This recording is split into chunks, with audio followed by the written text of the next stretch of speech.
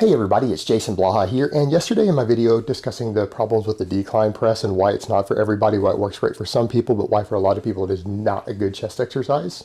A lot of people brought up the point of, hey, what about dumbbells? If you just use dumbbells, it removes a negative to it. Now, I want to state up front, I am not against dumbbell chest presses. I think they have their uses. I am not trying to say that my way is the only way or the right way. I'm just giving you guys a philosophy regarding exercise order and exercise selection for safety purposes to reduce your chance of getting hurt. Because the truth is, at 38 years old, I've learned a lot of tricks over the years to keep myself from getting injured while training heavy in the gym.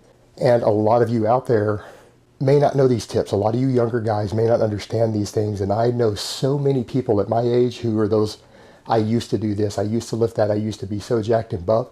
8 years ago, 10 years ago, 15 years ago, I meet so many guys my age who say that stuff, that these little tips that I'm giving you guys might help you guys still have strong joints, be able to lift, be healthy, be fit when you're getting up into your late 30s or 40s, so that you don't mess yourself up in the gym. And if you don't want to take that advice, that's fine. I'm just trying to help you guys not be one of those other guys my age I know who run around and can't lift anymore and talk about what they used to do. So the problem with using the decline dumbbells is that you waste a lot of energy with stabilizers. It goes away from the primary movers when you use any sort of dumbbell chest press. Yes, you get the advantage of being able to get a deeper stretch, but oftentimes at the expense of using a much lighter weight due to the stabilizers. So you end up sometimes with less tension than you might want on the pecs and the triceps and the other primary movers that you're trying to utilize. And there's the other added risk because of the stabilizing issue and getting the dumbbells into position. There's a higher chance of hurting yourself. There's also a higher chance of hurting your spotters and hurting other people around you when you drop those dumbbells and they fall, something goes wrong, they fall down, or they fall and hit you in the face. I've seen guys hit themselves in the face with various dumbbell chest presses over the years. It does happen every now and then. They drop a 100-pound dumbbell on their own face. It's not pretty. And there is that issue of overextending or falling too far out with a weight that's really heavy, 100, 120-pound dumbbell, end up damaging your pec, damaging your shoulder joint. There are inherent risks to using the dumbbells.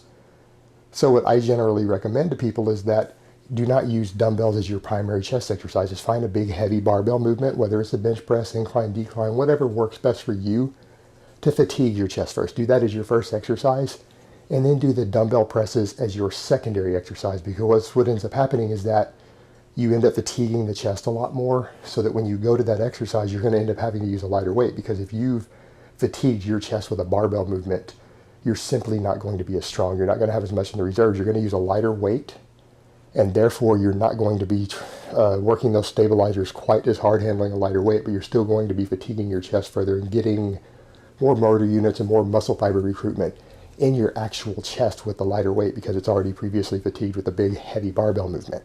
And if something goes wrong and something slips, again, you at a lower chance of injuring yourself due to using maybe 20-pound lighter dumbbells as a result of it. So you're still getting the finishing touches from it. So you've already stimulated most of your chest growth with the barbell movement.